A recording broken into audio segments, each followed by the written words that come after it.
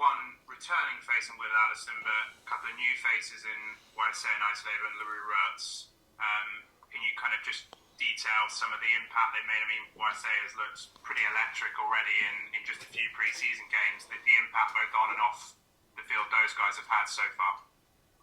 Waisea's just given us a bit of a different dynamic in our attack. I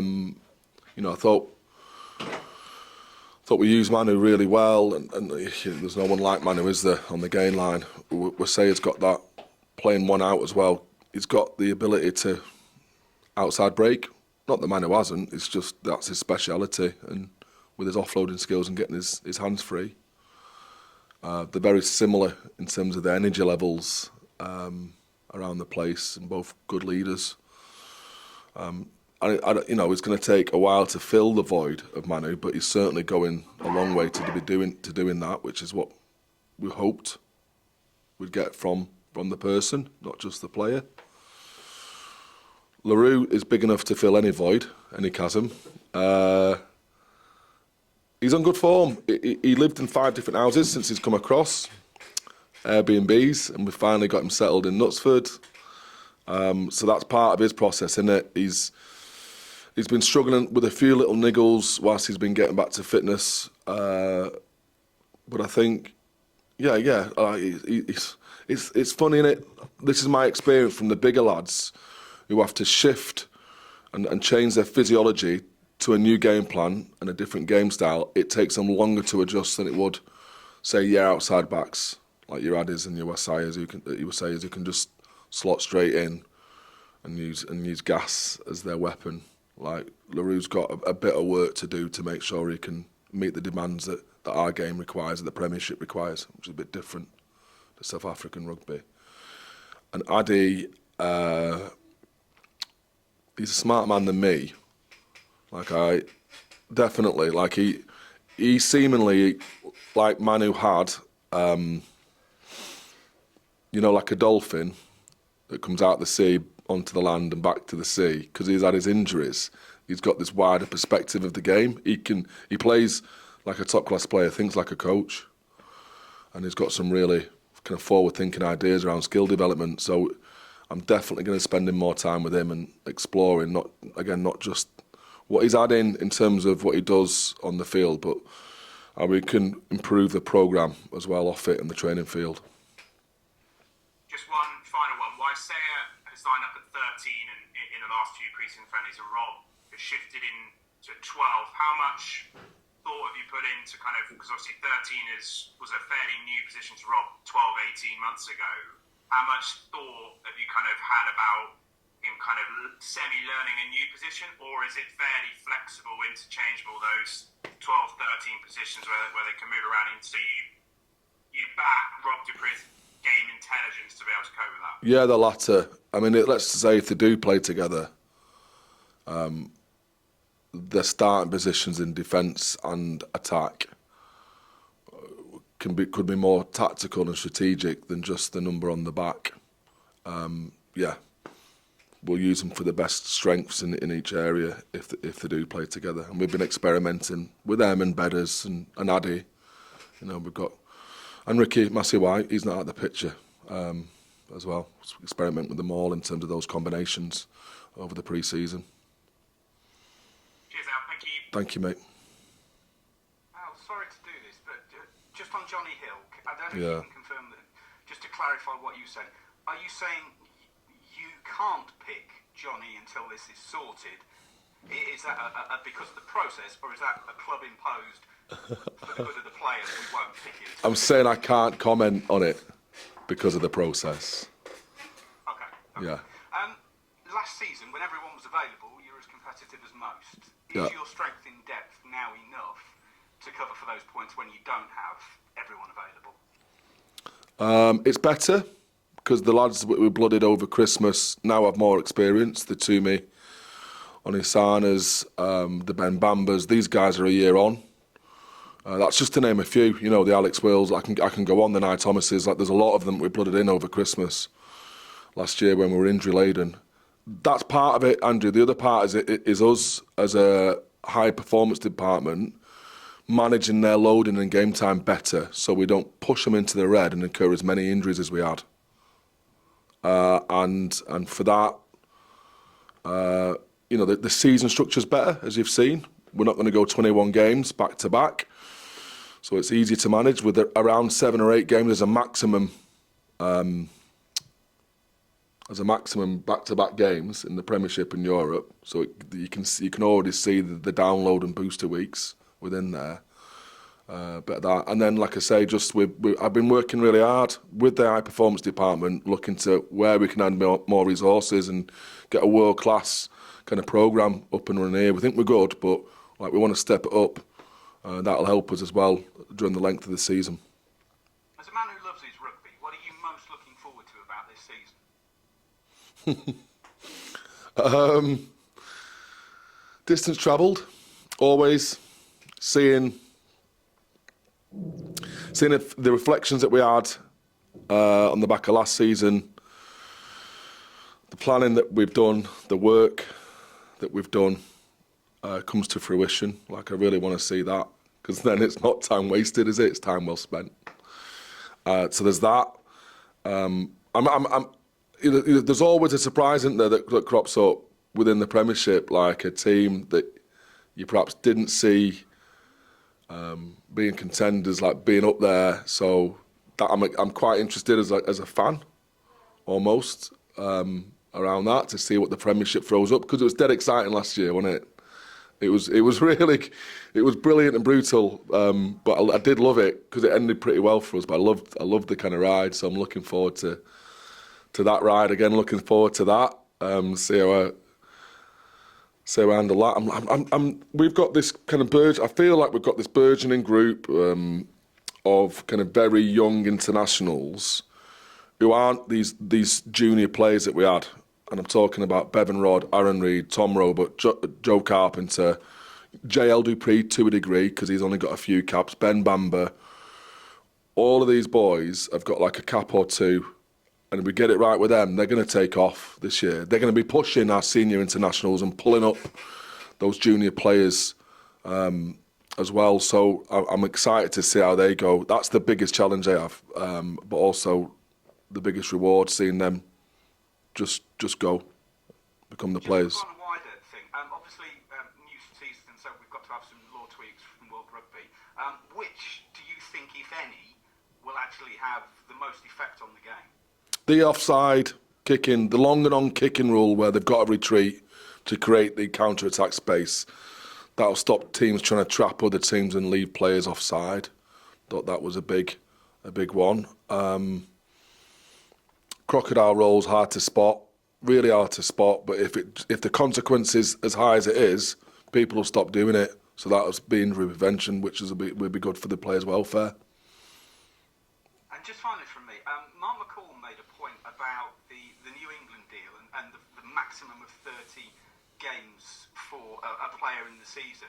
And he was saying, well, you might not put an international on the bench if you're only planning to give them 15, 20 minutes, and that counts as one of their appearances.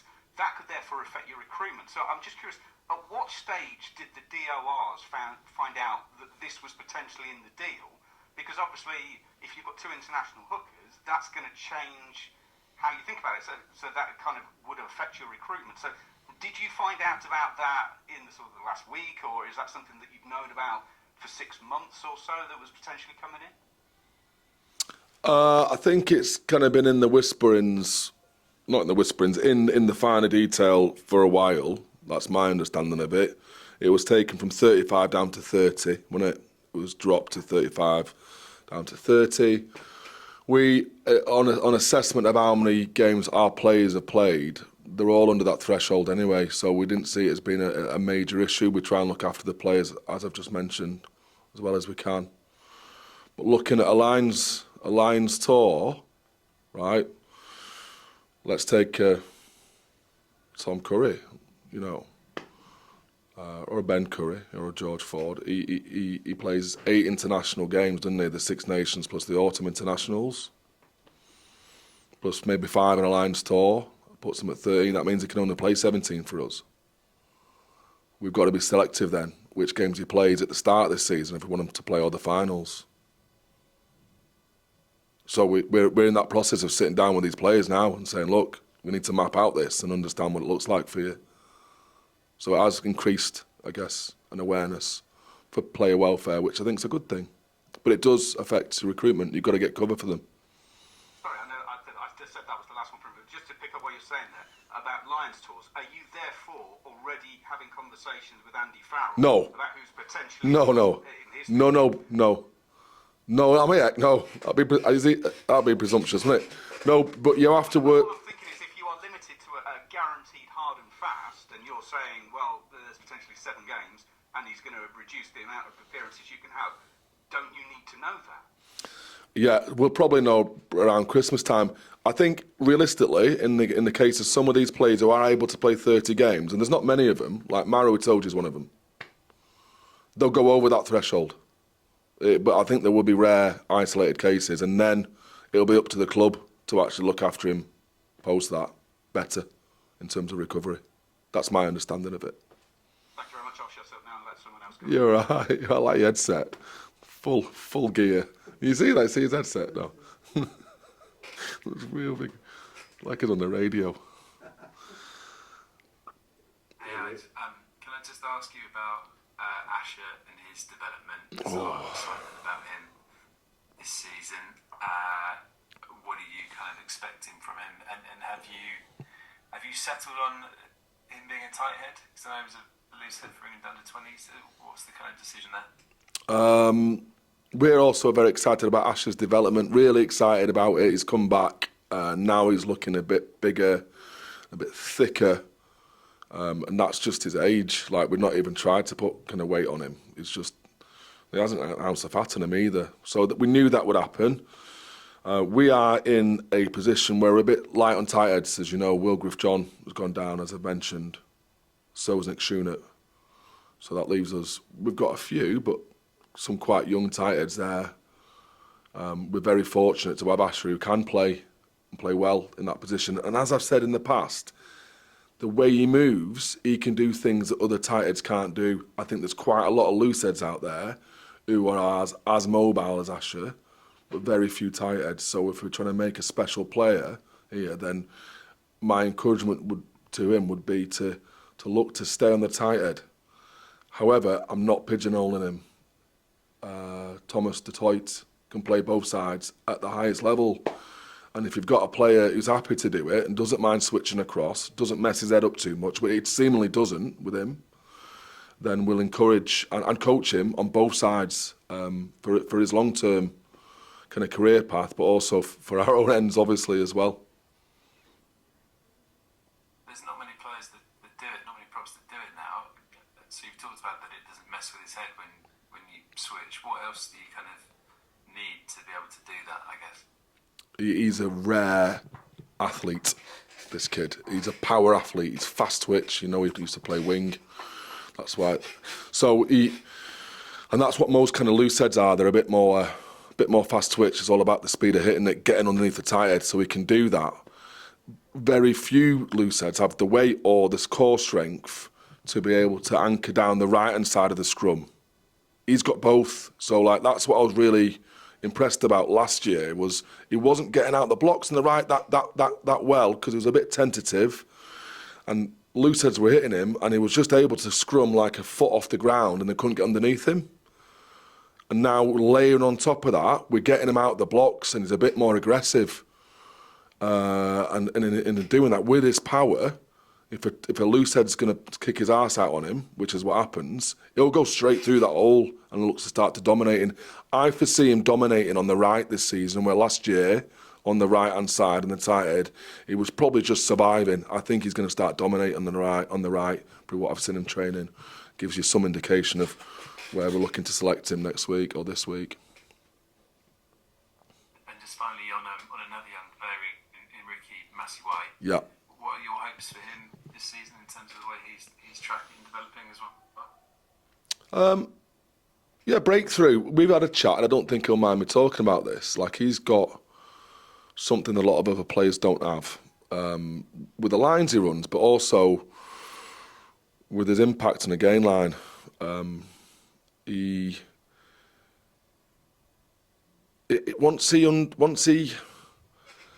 Once he gets, I'm saying a bit of nastiness, but it's not that. Once he starts to scare people with the physicality, the physical edge that he's got, you know, and we see it in glimpses, but once it starts to come out more often, rather than be the exception, which we've seen in glimpses, he'll start breaking into the team.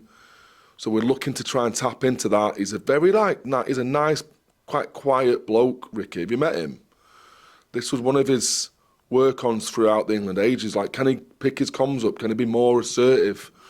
So it's trying to unlock that with him. It's as much a mental thing. It's not a physical thing. Once we start to understand what pushes his buttons, to find the monster, to have the impact on the gain line, both sides of the ball, which we know he's capable of, it'll be game breaking, and he'll be breaking into the first team. So he's gonna play at the moment with everyone fit. A lot of his rugby down at Caldy, but we've got 3 or 4 lads there at champ level, so it's better he plays at the moment and finds that. And he'll dip in rotation, as I've just mentioned to Andrew about, and he'll dip in the Prem Cup, and then I think we'll see him, you know, really, really contest for some starting positions, you know, later on in the season. That's great. Thanks, Alex. Thank you. Cheers, Ben.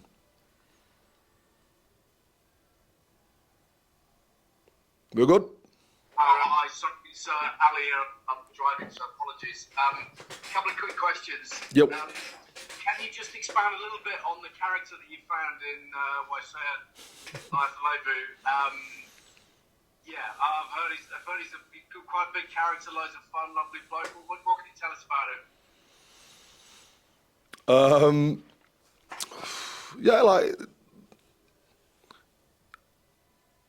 he, as you'd expect for a captain of his country, an authority, when he's just because people are captains, it doesn't mean they're good orators, does it? And English isn't his first language, but when he speaks, people listen. Like, there's just a bit of a hush, and when he does speak, it's of a calming influence. Very dissimilar to myself. You know, he like settles the group. The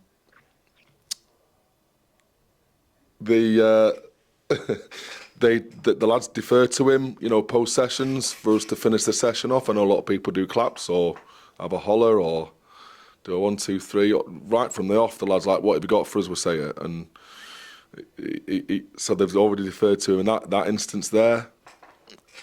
He's sticking super close to some of the young lads. He said that was a passion, but you don't really see it until they come in. So like him and Ricky. When Waisea had to sing a song after his first game, he dragged Ricky up to make him sing with him. But they're always doing passing drills post a session, like up and down the field. That's just one person, but I guess you can see his intent to try and bring these young lads through. So smiley, we can't really get the truth out of him in the physio room. So we're trying to ask him what's wrong with him, or if there's anything wrong, because he's a senior player with a couple of little grumbles, and look, he's fit and he's good to go, but he's just like, yeah, I'm fine, but we know he's not. They know there's something wrong with him, and we were laughing about that the other day, me and Navdeep, the head of medical. So there's loads of little things, you know, like your Luke Cowan-Dickey comes into a place and you can hear him from the other end of the corridor. Waisea is a little more subtle than that. His influence is felt universally, kind of in the little conversations. It's never a handshake, it's a cuddle in the morning. Never a smile off his face. Yeah, he's a welcome addition to the squad. Not as the biggest energy giver, but like just how he's always consistently having positive interactions. Yeah. So has he replaced the smiles and the cuddles he used to have with Manu? Nothing can replace Manu. not the cuddles. Yeah, I can in a different way. It's like having a new girlfriend. It's not sexual. It's not sexual. Okay. It is oxytocin. It's bromance. I've got a new bromance bubbling. Yeah. Nice. Happy for you. A couple other quick ones. Have you done a season? You've come so close the last couple of campaigns. Like, have you tweaked anything significant to kind of find an extra 5%, whatever it is? Yeah, little bits, Ali. Like always, trying to see how we can get the ball in George Ford's hands or our fly-off's hands a little bit more. A bit of deception in attack. We were going that way back end of the season. What that looks like, so we can get more soft shoulders. So attack's been a big focus, but the ball in the hands from a kicking perspective as well. And I guess the biggest kind of psychological tweak was we had a bit of a crisis, didn't we? In February, we'd lost a few games back to back, and I challenged some of the players in terms of what they were giving, and they came back to me with some really honest feedback, and we started having players meetings, which can go mutinous or meteoric, then they voted on a senior players group that would hold the players meetings and come and talk to me about how we can make improvements to the programme. And in turn, we'd give them coach feedback as to how, we want to improve the programme. And it was more collaborative, but definitely a higher degree of ownership, trust, organisational honesty. And we started the pre-season from that. I said, we're not losing this. This is the biggest impact that we've had. When a team matures to that extent where they want that ownership and they're ready for that accountability, then you can see, quite special performances. So it's a really hard thing. It's like smoke. It's a really hard thing to keep hold of, because as soon as you keep having these kind of player meetings, they get tired. They lose the sparkle, and people it goes through a tick boxing exercise. So that will be best seen. Evidence of whether that's worked or not will be best seen for adversity. But that's the biggest shift we've had behind the scenes. Okay, and in terms of the sort of narrative for you as the boss, kind of spreading the message as to what you're expecting from them this season, with reference to the last couple of campaigns, how's your storytelling now for this campaign ahead of what's in front of you now? Well, again, I usually I could spin a yarn. I kind of can talk.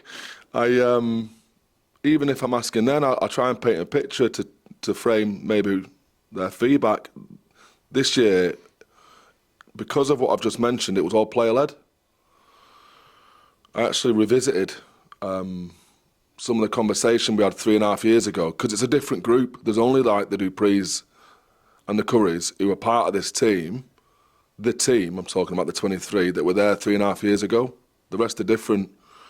So I look back at the language we were using back then, and we started the conversations about, what now? Where are we now? Is this us? Does this apply to us? What's your... Well, I was prompted by a friend. I actually used Alfred Nobel as an example. Alfred Nobel Peace Prize, right? Everyone knows that. And yet, originally, he was famous for creating dynamite. And his brother died back in the 1860s or something, and the whole public thought that it was him that was dead. And he read his own obituary. So the story goes. He read his own obituary in the paper, which said the merchant of death is dead. And at that point, he wanted to change who he was and became a person who donated 300 million quid to the pursuit of peace. So I used him as an example. Regardless, if you look back with this group, the opportunity we have in 5 years' time, or 25 years' time, because 25 years when the Sharks came into being, and you were able to read your own obituary, how would it read? I'm not about to disclose that information to you, but I can tell you it's completely different to the language that was used 3.5 years ago. And they're a restless bunch. They're a really restless bunch, and they realise the opportunity they've got as a group, this maturing group of aspiring internationals and senior internationals, and what opportunity we could do that this year, and they don't want to waste that opportunity. I'm excited for that. Thanks, Al. Cheers, Ali. Hi, Alex. Oh yeah, how are you, Paul? All right. Yeah, I'm good. You? Yeah, I'm very well, thank you. Hey,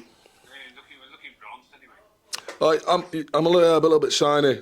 It's been beautiful up here. I mean, looks nice down there. It's been. Yeah, it's amazingly so. 'Cause it's pissed out most of the summer.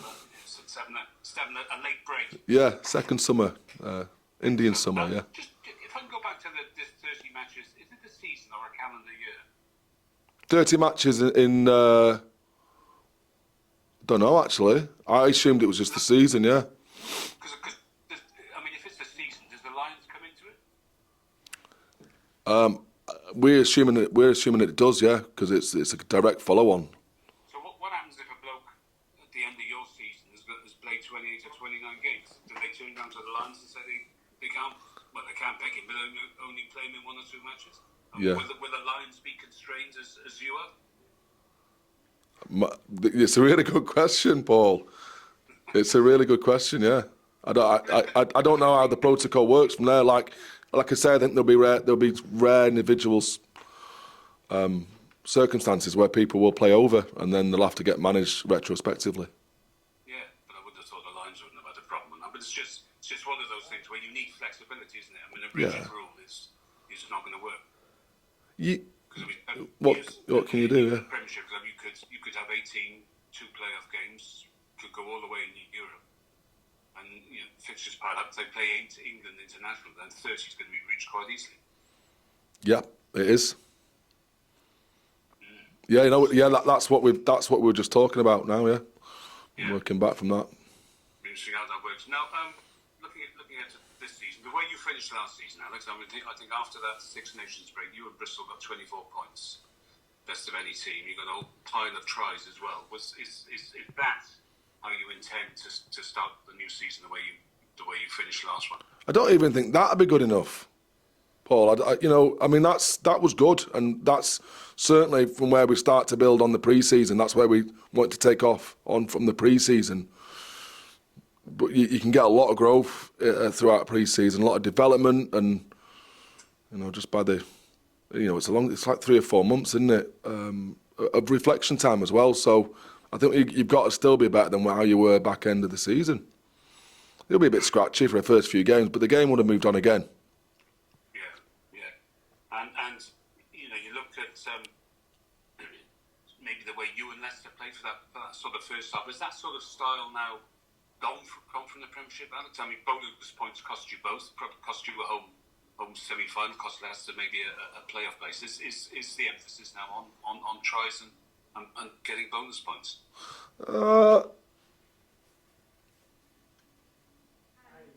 It was. Yeah, I guess. We never talked about it at the back end of the season at all. We just changed our mindset towards the attack and the energy that we had. We realised that we'd probably been a bit too pragmatic. Look again, Paul. We were top of the league right to Christmas. Yeah. We had a really bad spell with injuries right to February. December, end of December, and we through to the start of February. So even the pragmatic approach got us top of the league. It's that those bonus points tend to buffer the win-loss ratio, don't they? When things aren't going well. Yeah. So I mean, is that in a sense what it should be about? That it's not sort of not Plan A, but Plan A, Plan B, even Plan C.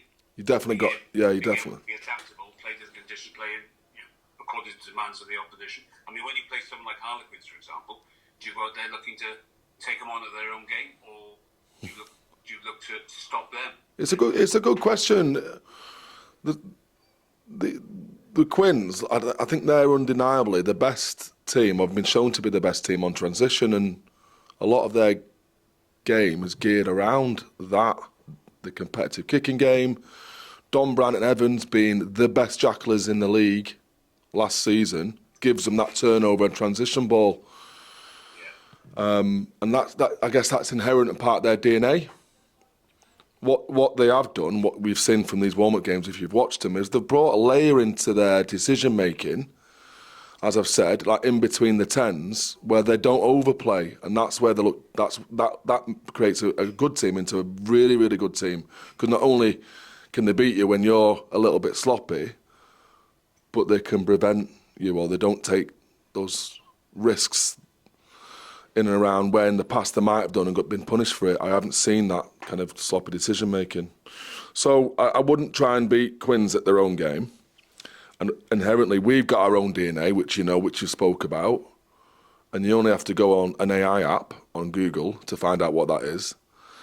We've been layering on top of that, and I hope to think you saw that back end of last season. And certainly, if you wanted a cue to what our mindset's going to be going into this season, it's akin to the back half of last than the first half of last. Yeah. And because it's, I mean, the 10-team league, does that work for you, Alex? Yeah. It was great. It was great last year, wasn't it? I think it was the best. It's the best year I can remember in terms of jeopardy. And apparently that's what sells games. That, and powerful athletes kind of rutting head on the gain line. I think that's also a good aspect of the game which we can't get away from. Yeah, it's a good, because I guess 10 as well keeps more involved.